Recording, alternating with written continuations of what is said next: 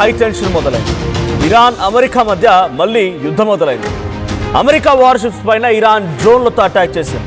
అయితే ఇరాన్ సంబంధించినటువంటి ఒక నౌక తౌసక్ అనేటువంటి ఒక నౌక ఈ అమెరికా స్వాధీనం చేసుకుంది.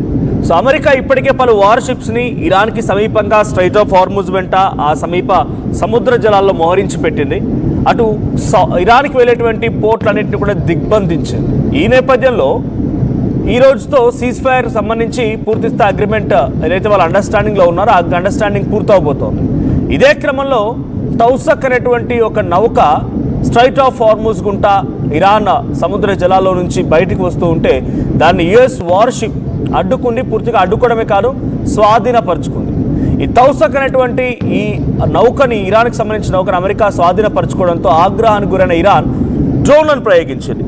US Abraham Lincoln and US Gerald R Ford ఈ రెండు నౌకలు కూడా ఈ రెండు వార్షిప్స్ కూడా గస్తీ కాస్తూ ఉన్నాయి అమెరికా కోసం. అవన్నీ కూడా అటు ఒకటేమో రెడ్ సీ దగ్గర, మరొకటి Arabian Sea or Strait of Hormuz వెంట ఈ ప్రాంతాల్లో అది గస్తీ కాస్తూ ఉంటే వాటిపైన డ్రోన్స్తో అటాక్ చేసింది ఇరాన్.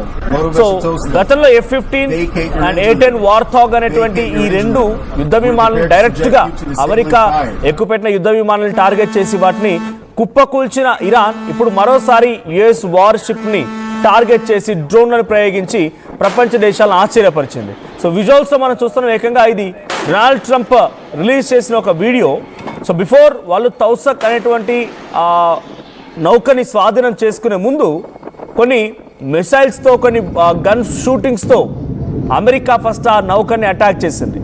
అమెరికా ముందుగా ఆ నౌకను అటాక్ చేసి దాన్ని చుట్టుముట్టి ఒక్కసారిగా దాన్ని పూర్తిగా స్వాధీనం చేసుకుంది. అయితే ఇదే క్రమంలో ఇరాన్ కొంత ఆగ్రహానికి గురైంది.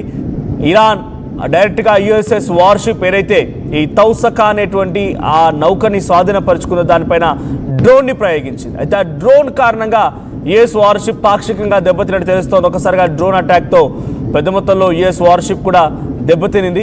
అయితే రేపటితో సీజ్ ఫైర్కి గడువు ముగుస్తుండడంతో, అంటే ఈరోజు రాత్రికల్లా ముగుస్తుంది.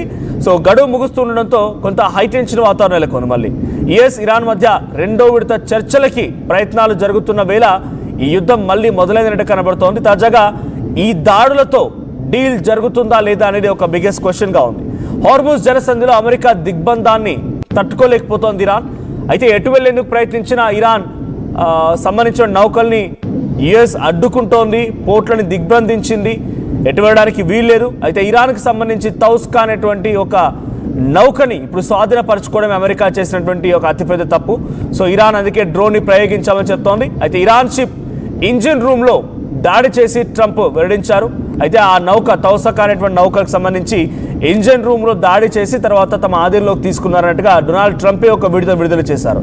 సో ట్రంప్ ప్రకటించినట్టు కాసేపటికే మళ్ళీ ప్రతీకార దాడిలో భాగంగా ఇరాన్ యుఎస్ఎస్ అబ్రహం లింకన్ అనేటువంటి వార్షిప్ పైన దాడి చేసింది. ఒకసారి ముందుగా అమెరికా ఆ యుఎస్ వార్షిప్ సహాయంతో ఇరాన్ తౌసకా అనేటువంటి నౌకను ఎలా స్వాధీనపరుచుకుంది ఆ వీడియో చూద్దాం.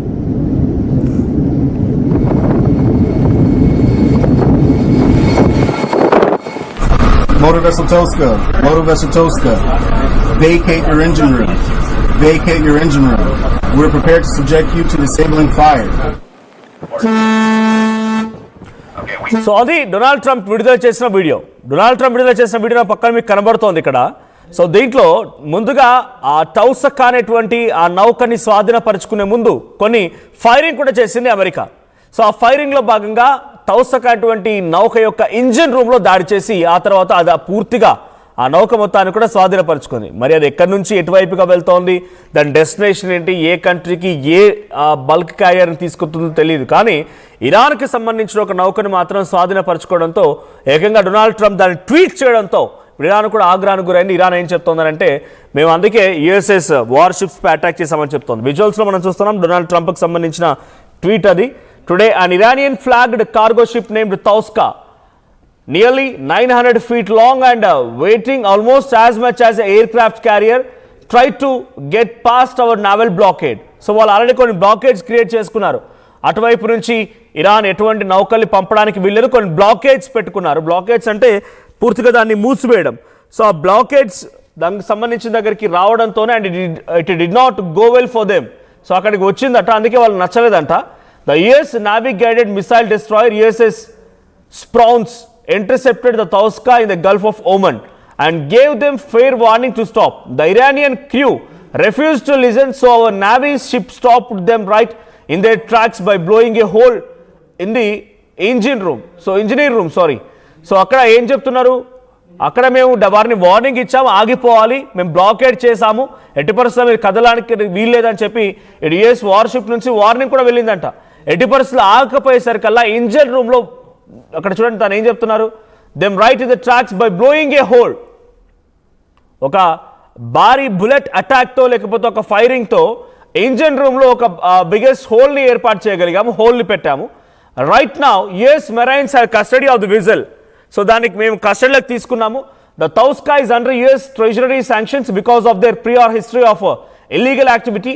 We have full custody of the ship and are seeing what's on board అని చెప్పి ఆయన చెప్తున్నమాట.